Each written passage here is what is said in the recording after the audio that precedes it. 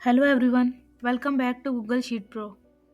In this video I am going to show you how to use if function in Excel. So let's get started.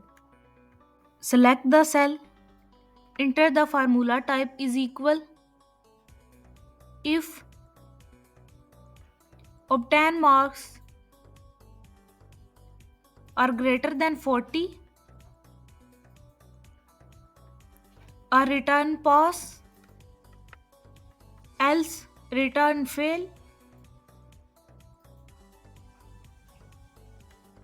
Close the bracket and hit enter.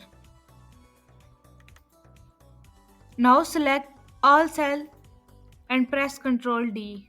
Now you can see when you press Ctrl D, formula will apply automatically on all the selected cells. So I hope you found this video helpful. Thanks for watching. Please subscribe, like and share this video to others. Thank you.